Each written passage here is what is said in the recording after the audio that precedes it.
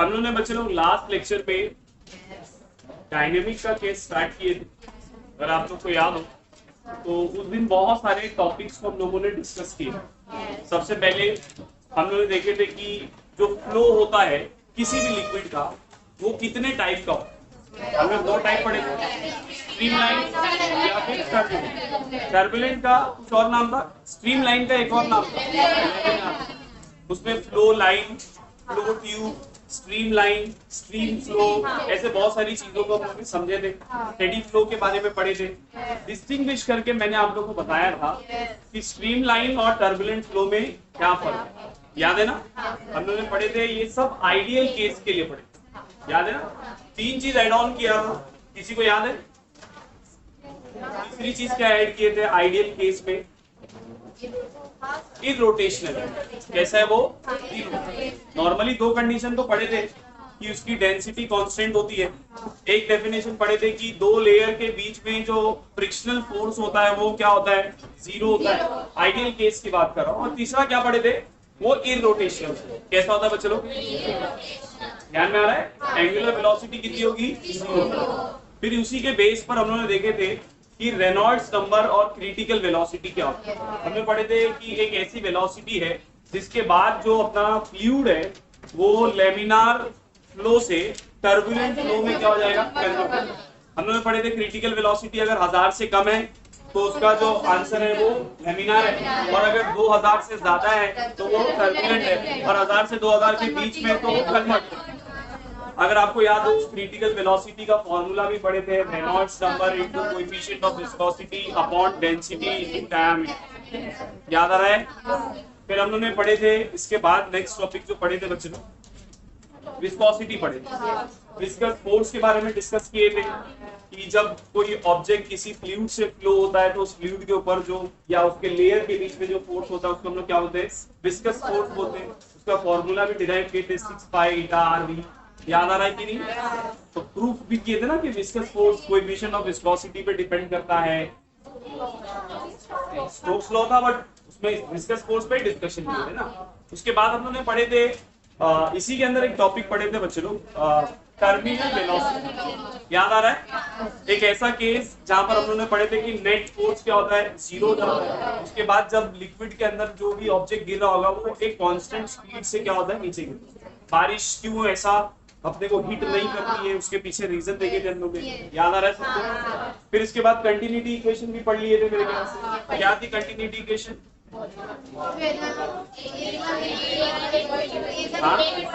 A1 V1 is equals to A2। बोलने का मतलब ये था कि सर वॉल्यूम डिस्चार्ज जो होगा वो हमेशा क्या होगा? सेम। याद है? और कोई लॉ पढ़े थे इसके अलावा? रास्ते में ये तक के पढ़े थे। ठीक है बच्चों लोग, आज अनफॉर्चुनेटली हम लोग सिर्फ एक ही टॉपिक पढ़ते हैं, बर्नौलीज, क्योंकि वो बहुत बड़ा टॉपिक है तो उसको इत्मीनान से समझते हैं। उसकी कुछ एग्जांपल्स दिया और उसके ऊपर अपने को 4 एप्लीकेशन बेस्ड प्रॉब्लम दिया। कितने? 4। वो 1 बाय 1 हम लोग देखेंगे। नेक्स्ट लेक्चर में हम लोग उसको कंप्लीट करेंगे इंशाल्लाह। मैंने आप लोग को बताया था बच्चों कि अगर कोई लिक्विड स्टैटिक कंडीशन में फ्लो होता है, सॉरी स्टैटिक फ्लो नहीं हो रहा मतलब स्टैटिक कंडीशन में, तो हम लोगों ने वहां पर एक फ्लो कैसे होगा? स्टैटिक है। तो अगर कोई फ्लूइड है जो स्टैटिक कंडीशन में, तो हम लोगों ने वहां पर पढ़े थे change in pressure is equals to rho g h, P2 minus P1 is equals to rho g h. याद आ रहा है? जहां पर डिराइव किए थे हम लोगों ने, केस लिए थे हॉरिजॉन्टल और वर्टिकल लेवल में सिलेंडर कंसीडर किए थे, तो वहां डिराइव भी की। ठीक है, अब हम लोग बात करने वाले हैं, अब तक के जो भी बात किए थे वो स्टैटिक कंडीशन पे चली। अब बात किस पे करेंगे? डायनेमिक। मतलब अब अपना फ्लूइड फ्लो हो रहा है। फ्लूइड क्या हो रहा है? अब जब फ्लूइड फ्लो होगा तो जाहिर सी बात है वो कंडीशन जो स्टैटिक पर अप्लाई हो रही थी अब वो कंडीशन इसके ऊपर अप्लाई नहीं होगी। सही बात है ना भैया? क्योंकि उसके पास अब वेलोसिटी है सर, पहले वेलोसिटी नहीं थी, अब उसके पास क्या है? वेलोसिटी। तो हम लोग उसी को समझने वाले। देखो नॉर्मली अगर मैं आपको बोलता कि मान लो कि एक फ्लूइड है बच्चों, ठीक है, स्टैटिक कंडीशन, कौन से कंडीशन में? और यहाँ पर फ्लूइड भरा हुआ है। लेट्स से मैं बोलता हूँ ये एक पॉइंट कंसीडर कर लेते हैं और ये एक पॉइंट कंसीडर कर लेते हैं, इनके बीच में लेट्स से हाइट कितना है? लेट्स से यहाँ पर प्रेशर P1 है और यहाँ पर प्रेशर क्या है P2। तो आपको पता है कि आप बोलेंगे सर P2 माइनस P1 किसके बराबर होगा रो G। सही है ना। हाँ। या चेंज इन प्रेशर किसके बराबर होगा याद है ना भाई प्रूफ केस। बट ये किसके लिए स्टैटिक के लिए। ये किसके लिए क्या हो अगर लिक्विड फ्लो हो, क्या हो अगर लिक्विड फ्लो है ना। तो लिक्विड अगर फ्लो होगा तो कंडीशन क्या होगी चेंज होगी। ठीक है ये क्या होगी जरा इसको समझते हैं। एक एग्जांपल लेता हूं बच्चे। मान लो कि एक पाइप है इंक्रीजिंग डायमीटर। ठीक है यहां पर एरिया कम है और यहां पर एरिया ज्यादा है। ठीक है अगर यहाँ एरिया कम है तो यहाँ प्रेशर क्या होगा ज्यादा होगा और यहाँ प्रेशर क्या होगा। लेट्स से यहाँ पर फ्लूइड की वेलोसिटी v1 है और यहाँ पर फ्लूइड की वेलोसिटी। ऐसे ही कुछ कंटिन्यूटी इक्वेशन के टाइम पर भी याद आ रहा है कि नहीं भाई। मैं यहाँ पर क्या बताना चाह रहा हूँ ये बहुत इंपॉर्टेंट चीज है कि जहां पर आप लोग अगर पानी को फ्लो होते हुए देखोगे तो जहां पर भी उसका एरिया कम होता है ना, जहां पर भी वो नैरो होता है वहां पर उसकी जो प्रेशर है वो क्या हो जाता है ज्यादा। अरे हाँ है ना नहीं समझ। मैं बोल रहा हूँ कि ये नदी बह रही है ऐसी उल्टा बोल दिया क्या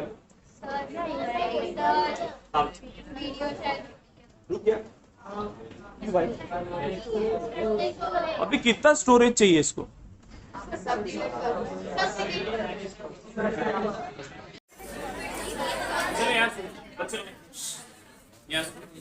मैं क्या बोल रहा हूँ जहां इसका एरिया कम होगा जहां इसका एरिया क्या होगा और प्रेशर क्या हो जाएगा है ना।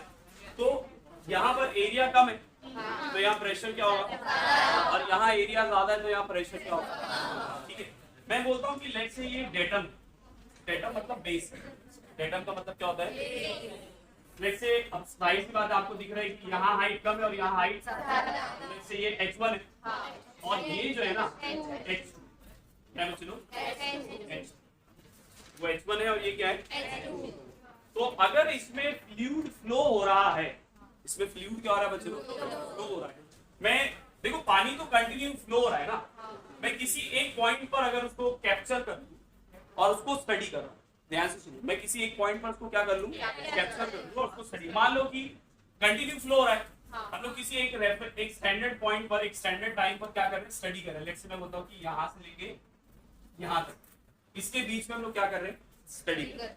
तो यहां पर हम लोग बर्नौलीज लॉ अप्लाई करना क्या है पहले वो समझ लो बाद में हम लोग उसको देखेंगे। ध्यान से देखिए बर्नौली क्या बोलता है। बर्नौली लॉ क्या बोलता है बच्चों कि किसी भी लिक्विड के अंदर अगर वो फ्लो हो रहा है तो उसकी जो टोटल एनर्जी रहेगी वो क्या रहेगी कांस्टेंट। ये तो हम लोग को भी पता है एनर्जी हमेशा कांस्टेंट होती है ना। मैं क्या बोल रहा हूँ कि यहाँ पर देखो इसके ऊपर बहुत सारे टाइप ऑफ फोर्स लग रहे हैं बहुत सारे टाइप ऑफ फोर्स। अब आप बोलेंगे सर कैसा कैसा फोर्स लग रहा है जरा बताओ। एक एग्जांपल देता हूँ बच्चों। मान लो कि ये पोजीशन ए है ठीक है और इसके अंदर इतना लिक्विड इतना फ्लूइड क्या हुआ है फ्लो हुआ है। मतलब ए से वो कहां पर आ गया ए डैश ए से कहां पर आ गया। अच्छा एक बात यहाँ पे मैं थोड़ा करीब बना बताऊंगा कि क्यों करीब बनना है। यहाँ पर दिख रहा है डिस्टेंस ज्यादा है और यहाँ पर डिस्टेंस क्या है। लेट्स से यहाँ तक के इसने जो डिस्टेंस ट्रेवल किया वो और ये जो डिस्टेंस है वो क्या है बाद में बताऊंगा कि ये ज्यादा और ये कम। यहाँ पर ध्यान से मैं क्या बोल रहा हूँ बच्चों ये आइडियल केस की बात चल रही है ना। आइडियल केस में या आइडियल फ्लूइड में क्या वॉल्यूम चेंज होता है। मतलब सर यहाँ पर जितना पानी एंटर हुआ होगा उतना ही पानी आगे जाएगा। अरे हाँ बट एक बात सोचो यहाँ एरिया कम है तो यहाँ डिस्टेंस ट्रेवल्ड क्या होगा ज्यादा। इमेजिन कर रहे हो कि नहीं भाई। यहाँ एरिया कम है ना तो मतलब वॉल्यूम तो उतना ही जाना है। यहाँ एरिया कम है तो यहाँ डिस्टेंस क्या होगा। यहाँ एरिया ज्यादा है तो यहाँ डिस्टेंस क्या होगा तभी तो वॉल्यूम मेंटेन हो पाएगा ना। अरे हाँ है ना।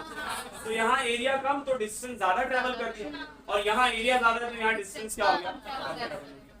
तो इस पर्टिकुलर हिस्से के अंदर जो टोटल इसके पास एनर्जी होगी ड्यू टू वेरियस फोर्सेस वो हमेशा क्या होगी, कांस्टेंट। वो हमेशा क्या होगी, मतलब मान लो कि मैं बोलता हूँ ये पॉइंट 1 है और ये पॉइंट 2 है, तो मैं ये बोलना चाहता हूँ कि यहाँ पर जो जो एनर्जी आने वाली, समझ में आ रहा है, यहाँ पर जो जो एनर्जी आने वाली वो सब हमेशा क्या होगी, constant. T1 plus rho g H1 plus half rho V1 square is equals to P2 plus rho g H2 plus half rho V2। घबराओ नहीं, मतलब पॉइंट 1 पर ये जो टोटल है वो पॉइंट 2 पर भी क्या है, सेम। ये प्रूफ करना है, ये बर्नौली का स्टेटमेंट, ये बर्नौली का क्या है बच्चे लोग, घबराओ नहीं, प्रूफ करेंगे हम लोग, टेंशन मत। समझ में आ रहा है हम लोग क्या बोल रहे हैं भैया, या मैं यूं भी बोल सकता हूँ बच्चे लोग कि pressure plus rho g h plus half rho v square, ये क्या होगा, कांस्टेंट। अरे हाँ या ना, सही है कि नहीं भैया, हम लोग को ये प्रूफ करना, ये हम लोग को क्या करना है। और इसके ना बहुत सारे हम लोग डे टू डे लाइफ में एग्जांपल्स भी देखेंगे बाद में, पहले इसको प्रूफ करते हैं फिर हम लोग उसके एग्जांपल्स को स्टडी करेंगे। क्लियर है बच्चे लोग, ये लिखो मत रटो मत, सब समझ में आएगा, वो बाद में देखेंगे। हम लोग यहाँ पर इसको प्रूफ करने के लिए बच्चे लोग कंजर्वेशन ऑफ एनर्जी का कंसेप्ट यूज करना। किसका, क्या बोलता है,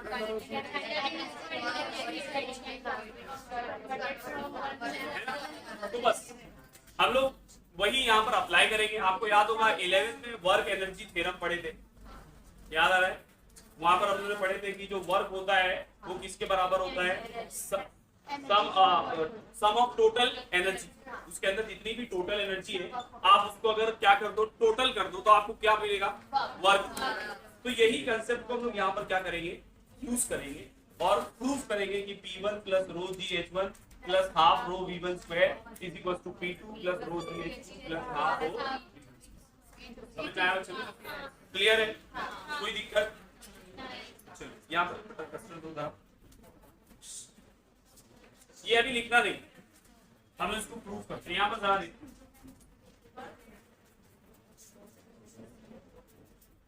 देखो बच्चे लोग, पानी जब यहां से इसके अंदर एंटर करेगा तो पानी इसके ऊपर एक प्रेशर अप्लाई करेगा, जो यहाँ पर फ्लूइड होगा वो कब यहाँ पर घसक के आएगा, जब यहाँ वाला फ्लूइड इसके ऊपर प्रेशर अप्लाई करेगा तभी तो अंदर आएगा। तो यहाँ पर जो प्रेशर वाला फोर्स है वो अंदर की तरफ, कहाँ पर है, यहाँ पर भी फ्लूइड है, यहाँ पर भी फ्लूइड है। अब हम लोग का दिमाग क्या बोलता है कि यहाँ पर प्रेशर ऐसा आएगा, नहीं, ये बेचारा तो इधर ही पड़ा है ना। आप इमेजिन करो, ये इस समझ, थोड़ा सा कंसेप्ट को समझने की कोशिश करो। आप इमेजिन करो कि यहाँ अभी पानी नहीं, यहाँ पानी सिर्फ इतने दूर में पानी, ठीक है। अब ए से ए डैश उसको घिसा रहा है, तो ये भी आगे बढ़ेगा, कंप्रेस तो होने से रहा तो आगे बढ़ेगा। बट भैया according to law of inertia और according to Newton first law of motion, कोई चीज रुकी है तो रुकी रहेगी, कोई चीज मोशन में है तो ये बेचारा तो रुका था ना, तो आपको नहीं लगता वो रेजिस्ट करेगा, अरे वो रेजिस्ट करेगा ना, वो तो क्या चाहेगा, वो इधर से धकेल रहा है तो ये तो कोशिश यही करेगा कि मैं आगे, वो अलग बात है, उसको बढ़ना पड़ेगा क्योंकि यहाँ वाला फोर्स क्या है, सही बोल रहा हूँ कि नहीं भैया। तो यहाँ पर प्रेशर की वजह से जो फोर्स है वो इस डायरेक्शन में, लेट्स से वो P1 है, और यहाँ पर जो है वो वेलोसिटी, यहाँ पर क्या है V1 है और यहाँ पर वेलोसिटी क्या है, कोई दिक्कत है बच्चों। अगर मैं बोलूं कि वर्क निकालना है, क्या निकालना है, कैसे निकालेंगे,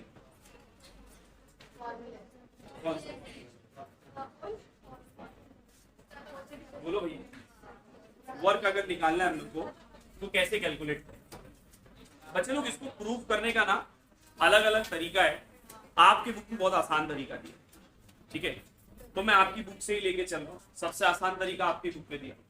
बोलो भैया सर वर्क क्या होगा, देखो वर्क जो होगा नेट फोर्स इनटू डिस्प्लेसमेंट होगा ना, अरे हाँ या ना, इत्तेफाक से यहाँ दोनों जगह डिस्प्लेसमेंट भी क्या है, अलग अलग, यहाँ पर D1 है और यहाँ पर तो हम लोग इसको ऐसा लिख सकते हैं बच्चों, sir force into displacement eight point 1 minus force into displacement eight point 2, यही दोनों को माइनस करोगे तो आपको क्या मिलेगा, नेट फोर्स, नेट वर्क।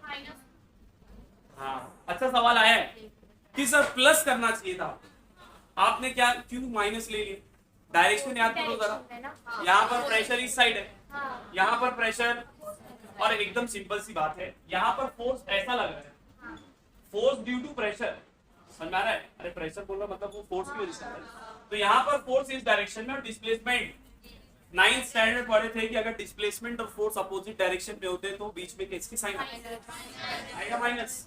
अगर दोनों सेम डायरेक्शन में होता तो प्लस में, बट क्योंकि एक इस डायरेक्शन में और एक इस डायरेक्शन में, इसके लिए हमने क्या लिख दिया? कोई दिक्कत है क्या? नाउ वी नो दैट हम तो फोर्स की जगह लिख सकते हैं प्रेशर इनटू एरिया। अरे हाँ ना, बट सर यहाँ प्रेशर P1 है और एरिया और यहाँ पर D1 है, ऐसे यहाँ पर P2, but we know that कि एरिया इंटू डिस्प्लेसमेंट या एरिया इंटू डिस्टेंस क्या होता है? वॉल्यूम। क्या होता है चलो, और ये बात हम लोग को पता है कि सर वॉल्यूम चेंज होने वाला, तो मैं यहाँ पर लिख दूं V, यहाँ लिख दूं V इसकी जगह पर V। अरे पढ़े थे ना A1 V1 is equals to A2 ये भी डिराइव किए थे हम लोगों ने वहां पर भी कंसीडर किए थे कि वॉल्यूम चेंज, और दिख भी रहा है कि ये एरिया कम है तो यहाँ डिस्टेंस ज्यादा है, यहाँ एरिया ज्यादा तो यहाँ डिस्टेंस, तो सर बैलेंस आउट होकर दोनों जगह का वॉल्यूम क्या होगा? और सिंपल सा लॉजिक है ना, अगर 10 मीटर क्यूब इसके अंदर फ्लूइड आगे आया है तो यहाँ पर भी कितना जाएगा? ज्यादा जा सकता है क्या? नहीं जा सकता सर, क्योंकि लिक्विड जो फ्लूइड है वो कंप्रेस होने वाला, तो मैं यहाँ पर V लिख दूं बच्चों, तो P1 V माइनस, सही है ना? अच्छा इसकी डेंसिटी तो रो रहेगी, V1 V2 लेना चाहिए था, इतने देर से वही समझा रहा था मैं कि यहाँ पर वॉल्यूम क्या है? अरे जितना पानी यहाँ से एंटर किया है उतना ही वहां से एग्जिट करेगा ना, पढ़े थे कि नहीं? तो फिर क्यों बोल रहे V1 V2? तो अगर मैं V को कॉमन ले लूं बच्चों तो क्या है? सही है ना? कोई दिक्कत? एक्चुअली इसको डी भी लिखना चाहिए, क्या लिखना चाहिए? चेंज इन वॉल्यूम का, टोटल वॉल्यूम नहीं, क्या है ये? समझा मैंने डी की बोला? अरे भैया यहाँ से यहाँ आया ना तो ये चेंज हो रहा है ना वॉल्यूम, तो इसके लिए आपके बुक में डीवी का यूज, इसका यूज किया है तो मैं डीवी, ठीक है कोई दिक्कत? अरे डीवी भी वॉल्यूम है और वीवी वॉल्यूम भी है, डीवी चेंज इन वॉल्यूम की बात है। ये वर्क हो गया, ये क्या हो गया? वर्क किसके इक्वल होगा? सारी एनर्जी, एनर्जी के नहीं, सारी एनर्जी। अब सवाल ये है कि यहाँ पर कौन कौन सी एनर्जी है? सर पानी फ्लो हो रहा है, पानी के पास काइनेटिक एनर्जी होगी, पानी जमीन से ऊपर है उसके पास पोटेंशियल एनर्जी होगी। सर इसके अंदर टर्बुलेंस वाली एनर्जी होती मगर ये आइडियल है, तो टर्बुलेंस वाली, सर इसके अंदर फ्रिक्शनल एनर्जी होती, ये आइडियल है तो इसके अंदर फ्रिक्शनल एनर्जी भी, तो सर मिला जुला के दो ही एनर्जी, कौन सी? एक काइनेटिक और एक, ठीक है भैया।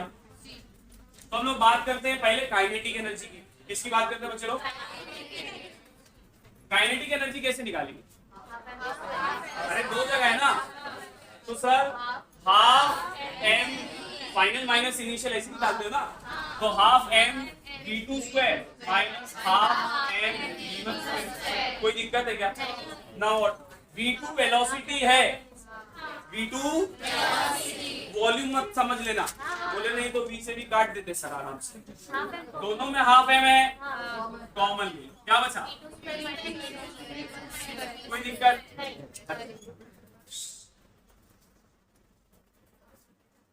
याद है मैं क्या बोल रहा हूँ? मैं वॉल्यूम को इन टर्म्स ऑफ डेंसिटी लिख सकता हूँ ना, कैसे लिखेंगे? सर डेंसिटी होता है मास अपॉन वॉल्यूम, तो वॉल्यूम क्या होगा? यही ना, तो मैं यहाँ पर dv की जगह पर ऐसा लिख सकता हूँ dm, अरे चेंज है ना, और डेंसिटी तो चेंज होने वाली है, dm मतलब वो छोटा सा वॉल्यूम का छोटा सा मास, p1 माइनस, कोई दिक्कत है क्या? अच्छा यहाँ पर भी मैं m की जगह क्या लिख सकता हूँ? नहीं ऐसी रहती है, m ही रहती है, यहाँ पर m ही लिखता हूँ, सब यहाँ m है ना, इसके लिए m लेना, v2 square minus v1। Clear है बच्चों? अच्छा पोटेंशियल एनर्जी निकालो, क्या है फॉर्मूला? mgh। पोटेंशियल एनर्जी का फॉर्मूला क्या है? मतलब मुझे तो चेंज के लिए निकालना है, किसके लिए निकालना है? तो sir final potential energy minus एक तो देगा आपको कि कितनी पोटेंशियल एनर्जी चेंज हुई, तो क्या है फॉर्मूला? mgh2 माइनस mgh देखो मास और ग्रेविटी चेंज होने वाली है, बाद में लिखो, पहले समझ लो बच्चों। MgH2 माइनस Mg, यहाँ से Mg को क्या कर लेते हैं, क्या बचे, सही है, कोई दिक्कत है क्या बच्चे? ठीक है भैया। अब जरा देखो हम लोगों ने क्या बोले, according to work energy theorem, according to work किसके बराबर हो, टोटल एनर्जी है कि नहीं सर? वर्क क्या है, mass upon density P1 minus P2। Total energy बोले तो kinetic energy plus potential energy.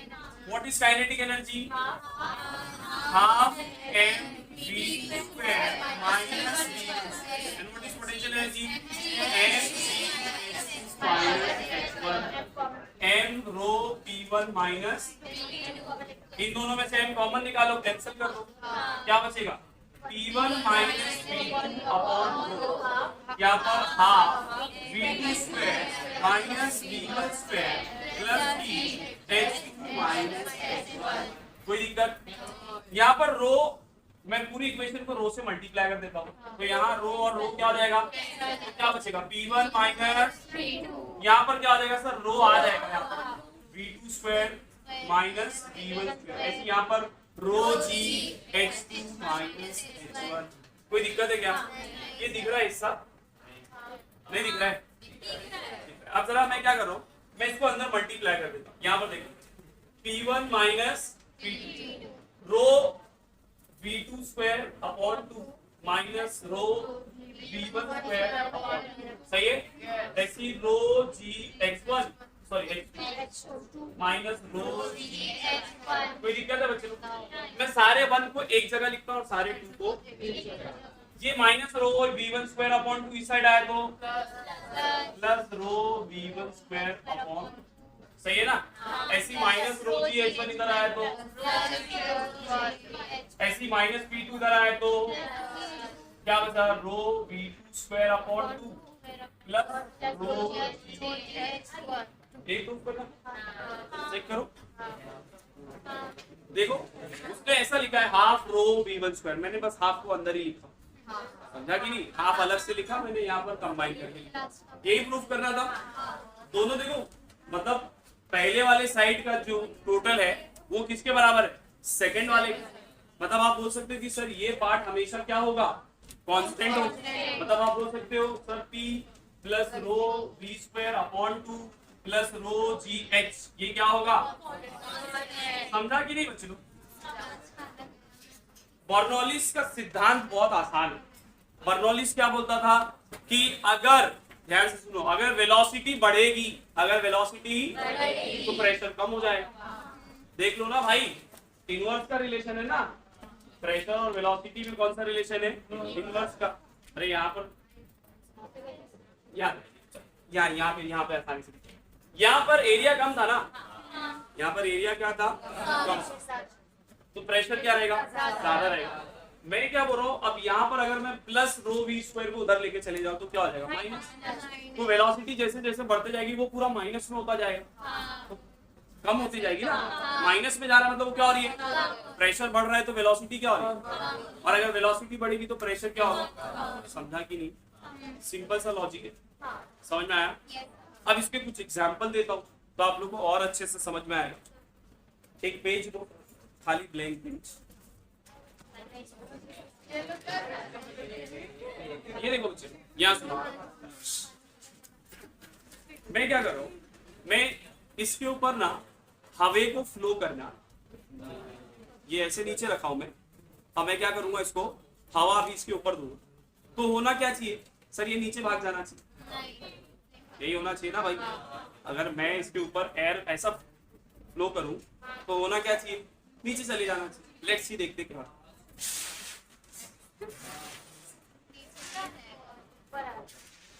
कहाँ आ रहा है, नोटिस किए ऊपर आ रहा है ना। जब मैं एयर को ब्लो करता हूँ तो ये कहाँ आता है, क्यों ऊपर आ रहा है, कहाँ जाना चाहिए, बट ये कहाँ आ रहा है, उल्टा हो गया है। नोटिस करो, इसको समझो। आप जब एयर को फ्लो करते हो तो ऊपर वाली एयर की वेलोसिटी क्या है, ज्यादा, और नीचे वाले एयर की वेलोसिटी, वेलोसिटी ज्यादा तो प्रेशर, वेलोसिटी कम तो प्रेशर, ऊपर प्रेशर कम है नीचे प्रेशर। अब तुम बताओ ये कहाँ जाएगा? अरे नीचे ज्यादा है ना, तो धकेलेगा कि नहीं? समझे कि नहीं? पक्का। एक और पेज दो, एक सिंगल पेज, सिंगल। देखो यहाँ बच्चे लोग, अगर इन दो पेज के बीच में मैं हवा को फ्लो करूं तो होना तो यही चाहिए कि सर ये लोग दूर भाग जाए। देखते दूर भागते क्या? चिपक रहे ना? फिर से उल्टा हुआ, वही रूल क्या किए? जब सर आपने इनके बीच में एयर को फ्लो किए तो वेलोसिटी ज्यादा हो, वेलोसिटी ज्यादा तो प्रेशर, सर इसके बाहर वेलोसिटी क्या है? कम है, तो यहाँ प्रेशर क्या है? ऐसे यहाँ पर भी प्रेशर क्या है? तो यहाँ दोनों साइड से प्रेशर ज्यादा है, अंदर प्रेशर, चिपकेंगे ना भाई। समझ में आया? पक्का, कोई दिक्कत? अच्छा, ये वाला एग्जाम्पल देख लो, ये बड़ा अच्छा है, इसको मैग्नेस इफेक्ट बट बोर्ड नहीं है मेरे।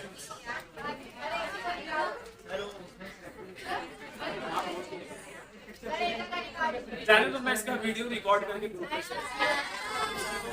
कहाँ से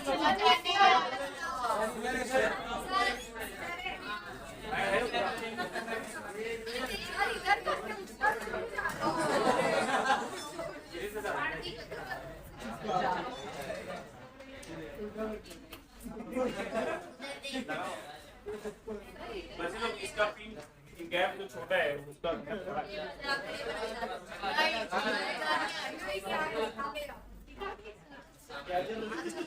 ए भाई तोड़ने का नहीं है, तो कोई भी ऐसी नहीं मिलेगी बात। क्या कहाँ पे?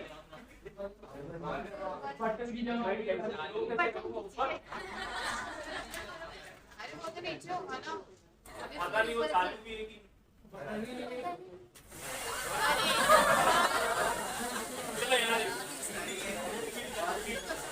क्या ध्यान से वैसे लोग ध्यान से मैं क्या कर रहा हूँ, मैं इस बॉल को यहाँ पर एयर के ऊपर रख रहा हूँ, तो होना तो यही चाहिए कि फेंक दे।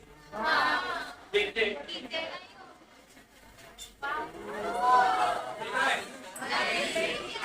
अभी देखा ना मैंने मूव किया, पहले नहीं हो रहा था, क्यों ऐसा हुआ?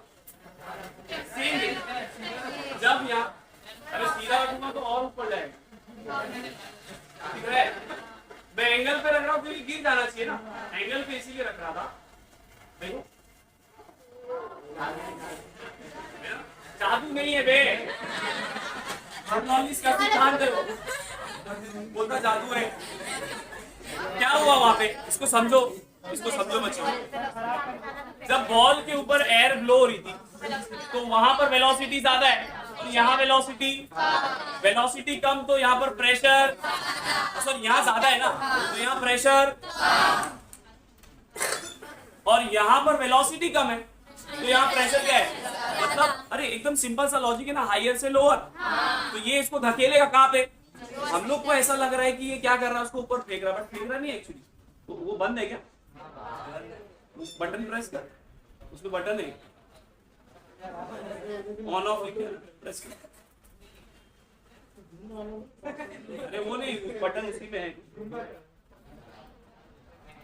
चालू ही। समझ में आ रहा है? अरे हाँ है ना बच्चों, कोई दिक्कत है? ठीक है भैया, टफ था, समझ में आया कि नहीं भैया? बर्नौलीज क्लियर है? बर्नौलीज के कुछ और एग्जांपल देता हूँ।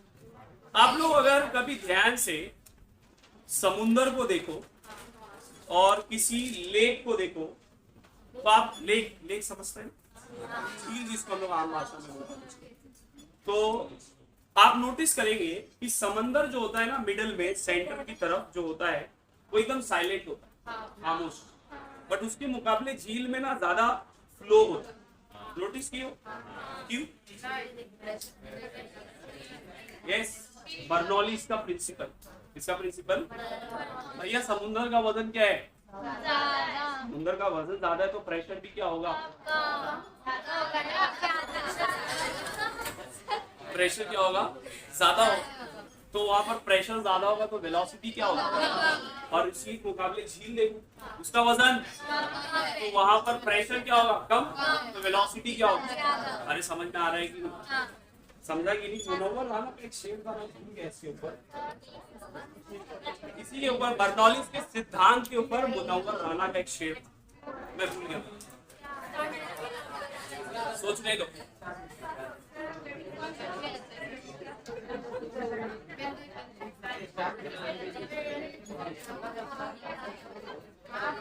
मेरे को ध्यान में नहीं है। तो भैया शेर सुनो बे।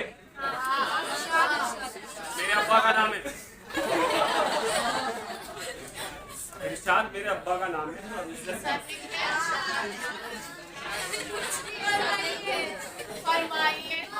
सुनो शेर सुनो। मोहब्बत करने वाला जिंदगी भर कुछ नहीं है। मोहब्बत करने वाला जिंदगी भर कुछ नहीं करता, कि दरिया शोर करती है समंदर कुछ नहीं करता।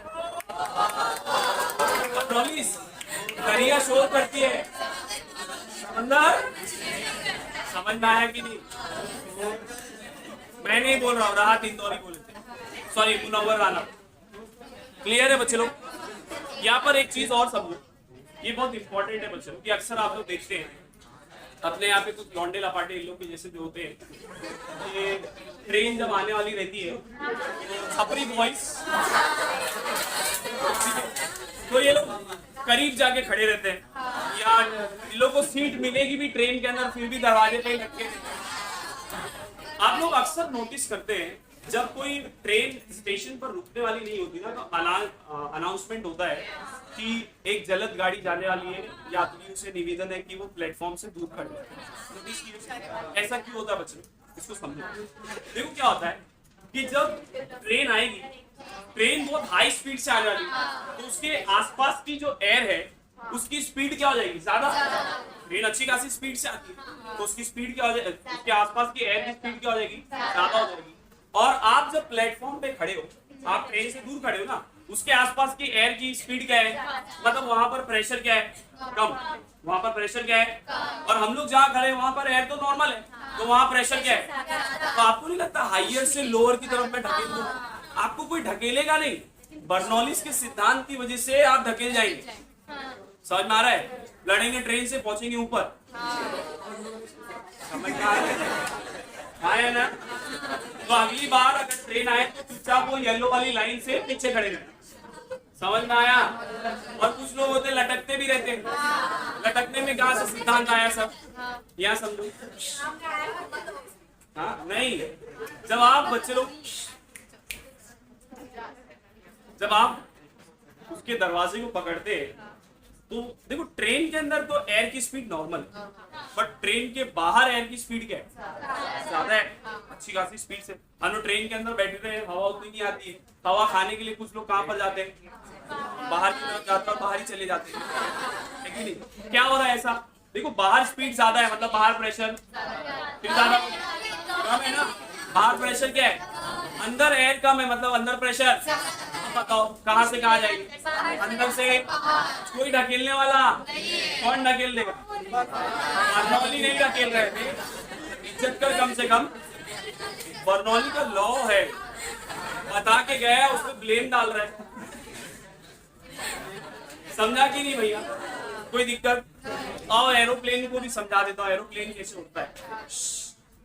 एरोप्लेन को अगर अभी ध्यान से कभी देखना, उसका शेप अच्छी लो, उसका जो प्लेन का फ्रंट, फिर बंद हो गया। 128 GB है स्टोरेज, जाने दो।